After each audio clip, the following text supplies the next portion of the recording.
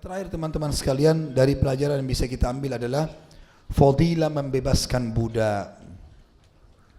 Dan budak bisa ditemukan dari peperangan.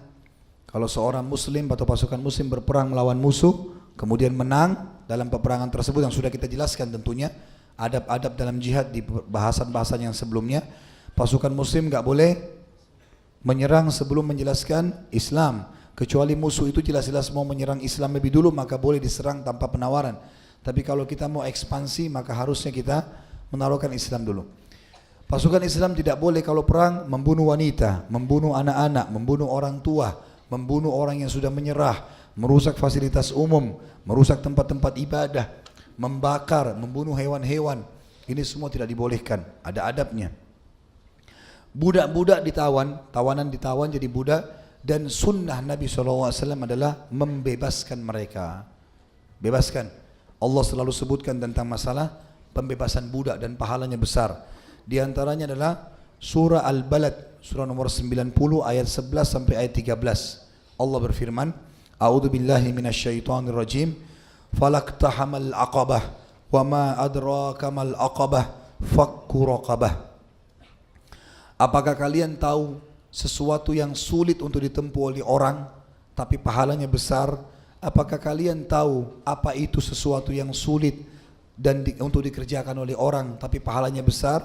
Maka Allah mengatakan fakku raqabah, pembebasan budak. Pembebasan budak, karena budak bisa diperjualbelikan. Seperti tadi Abu Bakar lakukan kepada Bilal radhiyallahu anhu. Ini adalah fadilah yang sangat besar. Budak-budak ini teman-teman sekalian,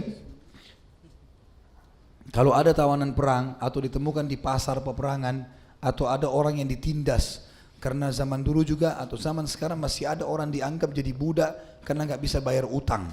Ya, seperti pernah saya ceritakan, sekarang teman-teman kita di Myanmar, orang-orang Muslim Myanmar yang sudah dibawa ke negeri-negeri seperti Thailand, itu mereka ditawan, jadi kayak tawanan perangnya orang-orang tersebut. Salah seorang doktor dari Bahrain yang kebetulan saya kenal beliau, Dr. Hasan. Beliau ada cuplikan di YouTube dan beliau pergi ke sana sendiri. Dan beliau membahasakan, tapi memang cuplikan YouTube masih dalam bahasa Arab. Kalau muslim-muslim ini sekarang dianggap menjadi budak bagi mereka. Dan dia mengajak agar muslimin membebaskan. Setiap muslim Myanmar dibebaskan dari penjara Thailand kalau dibayar dengan $1.000. Dan ini adalah pembebasan budak. Ini fadilah. Dan kata Nabi SAW berhubungan dengan masalah di dalam hadis Bukhari, budak apa yang paling besar pahalanya? Kata Nabi SAW, aglaha thamanun wa habbaha ila sayyidiha. Yang paling mahal nilainya dan yang paling disukai oleh majikannya. Kena rajin, kena baik, maka dibebasin. Seperti itulah.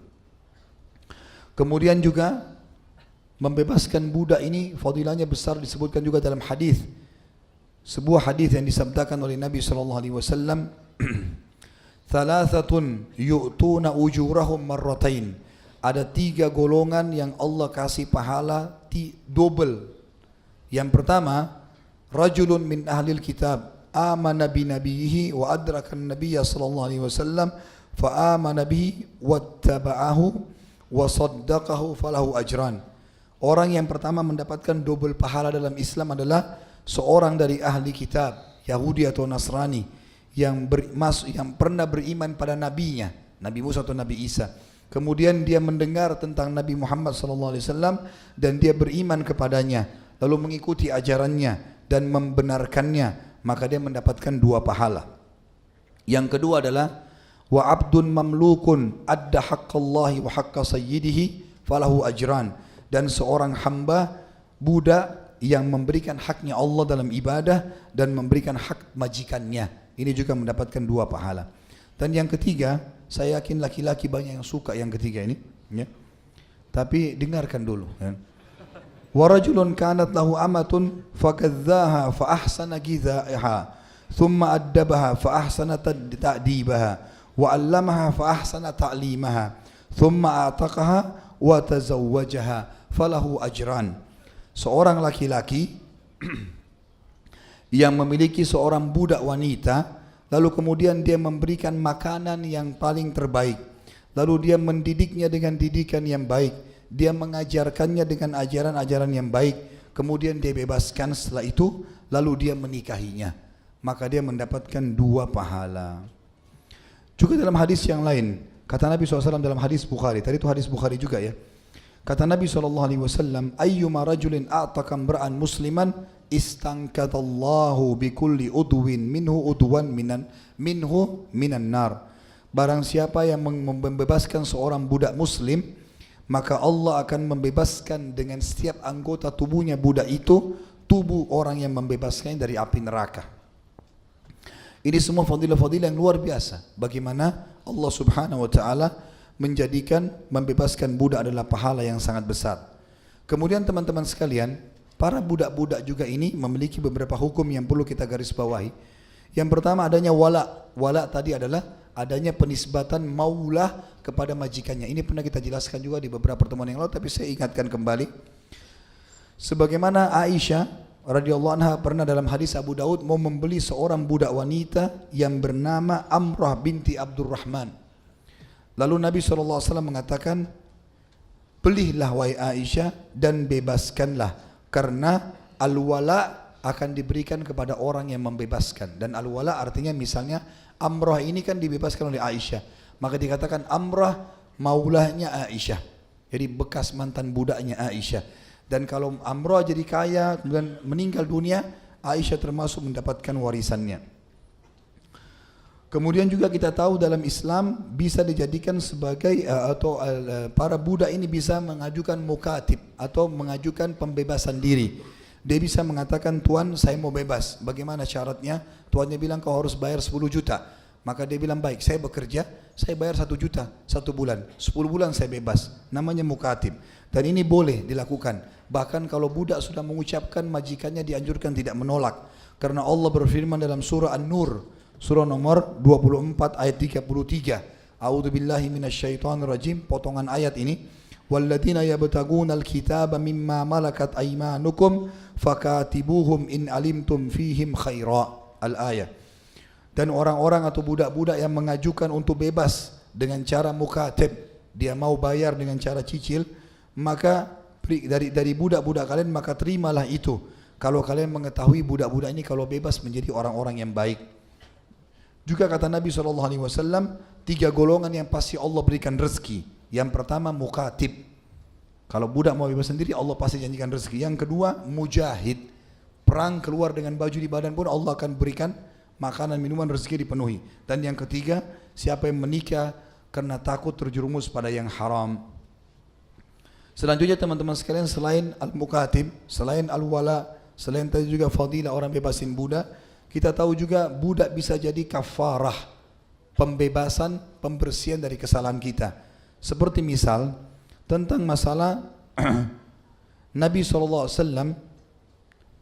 menyuruh seorang sahabat yang datang dari pinggir kota Madinah, yang datang dan mengatakan, ya Rasulullah, saya telah binasa, saya telah binasa. Lalu kata Nabi SAW mengatakan, kenapa? Dia bilang, saya baru menggauli istri saya, istrinya sendiri, tapi di siang hari Ramadan, lagi puasa. Kata Nabi SAW, kau punya budak yang bisa kau bebaskan? Dia bilang tidak ada. Berarti tandanya membebaskan budak bisa membersihkan itu. Apa kau bisa puasa 2 bulan berturut-turut? Kata dia tidak bisa ya Rasulullah. Apa kau bisa memberikan makan 60 orang miskin? Maka dia mengatakan tidak bisa ya Rasulullah. Lalu Nabi datang mendapat bagian, ada orang yang memberikan Nabi 1 keranjang kurma. Kata Nabi, mana tadi orang yang punya masalah tuh? Diangkat tangan saya Rasulullah. Kata Nabi SAW, bawa ini sedekahkan, kasih orang miskin supaya kau bebas.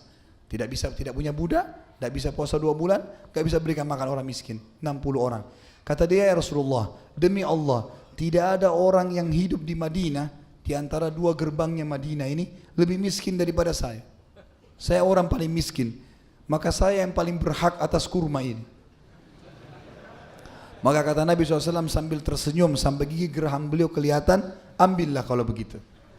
Tapi saksi bahasan kita adalah pembebasan budak bisa digunakan di sini untuk orang yang berhubungan biologis dengan istrinya di siang hari Ramadan atau lagi puasa. Dia harus bayar puasanya dan dia harus juga bebasin budak atau tadi pilihannya. Kemudian juga bagi orang yang membunuh, kafaranya ada. Ya, kalau dia membunuh dalam surah An-Nisa, surah nomor 4 ayat 92. Allah berfirman, A'udzubillahi minasyaitonirrajim. Wa ma kana lil mu'minin an yaqtula mu'minan illa khata'a. Tidak layak seorang mukmin dikatakan membunuh mukmin lain kecuali karena keadaan salah. Wa man qatala mu'minan khata'a fatahriru raqabatin mu'minatin wadiyatun musallamatun ila ahli. Siapa yang membunuh seorang mukmin dengan cara salah, tidak sengaja, maka dia bersihkan kesalahannya dengan membebaskan budak yang mukminah dan membayar denda kepada keluarganya korban. Illa ayyasaddaqu, kecuali keluarganya korban mau bersedekah, enggak mau terima dia, enggak usah, enggak apa-apa deh, kami maafkan. Fa in kana min qaumin aduwwin lakum wa huwa mu'minun fatahriru raqabatin mu'minah. Kalau seandainya ada permusuhan antara kalian dengan kelompok Islam yang lain, kemudian terjadi pembunuhan, maka juga sama kafaranya bebasin budak, tapi tidak ada dia di sini. Kemudian wa in kana min qaumin bainakum wa bainahum mitsaq, kalau seandainya kalian membunuh seorang kafir tapi ada kesepakatan damai dengan kalian, fadiyatun musallamatun ila ahli, maka harus memberikan dia denda kepada keluarganya, harta, sejumlah harta, wa tahriru raqabatin mu'minah, dan bebaskan juga budak yang mukminah. Faman lam yajid fasiyamu syahraini mutatabi'aini taubatan minallah. Siapa yang tidak dapat budak untuk itu, maka dia boleh berpuasa 2 bulan berturut-turut sebagai tanda taubat kepada Allah karena membunuh tadi. Wa kana Allahu aliman hakima, dan Allah Maha mengetahui dan Maha bijaksana. Juga kalau orang bersumpah salah, dia bilang wallahi saya tidak lakukan, ternyata dia lakukan, maka dendanya juga hukumannya bebasin budak. Ayatnya berbunyi masalah itu adalah firman Allah Subhanahu wa taala di dalam surah Al-Maidah surah nomor 5 ayat 89. Allah berfirman, a'udzubillahi minasyaitonirrajim, la yu'akhidukumullahu billagwi fi aimanikum walakin yu'akhidukum bima aqadtumul aiman. Allah tidak akan menghukum kalian dengan sumpah yang tidak disengaja, tapi Allah mengambil sumpah yang kalian tekadkan dalam hati. Fakaffaratuhu, dan dendahnya adalah kalau sumpah ternyata salah, it'amu asyarati masakin min awsati ma tut'imuna ahlikum au kiswatuhum. Kalian memberikan makan 10 orang miskin sesuai dengan makanan yang kalian makan di rumah kalian, dan juga atau memberikan pakaian kepada 10 orang miskin itu, au tahriru raqabah, atau bebaskan budak. Faman lam yajid, siapa yang tidak dapat itu, tidak bisa memberikan makan 10 orang miskin atau pakaian atau bebasin budak, fasiyamu thalathati ayyam, maka puasalah 3 hari berturut-turut. Dzalika kafaratu aimanikum idza halaftum, itulah pembersihan dosa atas sumpah kalian yang salah. Wahfadhu aimanakum, dan jaga baik-baik, sucikan sumpah-sumpah kalian, jangan mudah bersumpah. Kadzalika yubainullahu lakum ayatihi la'allakum tashkurun, itulah penjelasan dari Allah agar kalian bersyukur kepadanya. Juga teman-teman sekalian, Rasulullah SAW menyuruh agar diterima solat kita, maksudnya melengkapkan solat gerhana dengan cara bebasin budak. Begitu pula dengan sedekah secara umum. Aisyah mengatakan dalam hadis Bukhari Muslim, kalau Nabi SAW memerintahkan untuk bebasin budak pada saat terjadi gerhana, agar gerhana dihilangkan oleh Sang Pencipta Allah. Yang terakhir teman-teman sekalian adalah pembebasan budak dengan adanya kafarat, dengan adanya dosa zihar. Apa itu zihar? Seseorang berkata pada istrinya, suami berkata pada istrinya, kau seperti ibuku. Perkataan ini tidak boleh, ini dosa besar teman-teman. Walaupun istrinya sudah berumur, dia enggak boleh mengatakan kamu seperti ibuku. Kalimat ini biasa digunakan untuk menjelaskan ke istrinya, saya tidak bisa menggaulimu. Ya, ini tidak boleh sama sekali kita ucapkan. Masalah dia tidak bisa menggauli lagi istrinya itu urusan lain. Tapi mengucapkan kalau kau seperti ibuku itu dilarang. Namanya zihar. Kalau orang melakukan ini, maka dia harus kena denda. Allah berfirman di dalam surah Al-Mujadilah, surah nomor 58 ayat 2 sampai ayat 4. Dan ini penutupan bahasan kita. A'udzu billahi minasyaitonir rajim. Alladzina yudhahiruna minkum min nisaihim ma hunna ummahatihim. Orang-orang yang menzahir ya istrinya, maksudnya mengatakan kamu seperti ibuku. Sesungguhnya istri-istri itu bukan ibu mereka. In ummahatuhum illa allai waladnahum. Sesungguhnya ibu-ibu mereka adalah yang melahirkan mereka. Wa innahum la yaquluna munkaran minal qawli wa zura. Dan perkataan seperti ini kata Allah adalah perkataan yang buruk dan perkataan dusta. Wa innallaha la'afuwun ghafur. Dan Allah Maha Pengampun dan memaafkan. Walladzina yudhahiruna min nisaihim. Dan orang-orang yang menzihar istrinya atau istri-istrinya, thumma yaudun lima qalu, kemudian mereka mau bertobat dari perkataan itu, fatahriru raqabah, maka mereka harus bebaskan budak. Ini saksi bahasan kita. Min qabli ay yatamassa, sebelum keduanya berhubungan badan. Dzalikum tu'adzuna bih, itulah peringatan Allah sampaikan kepada kalian. Wallahu bima ta'maluna khabir, Allah akan memberitahukan semua apa yang kalian kerjakan.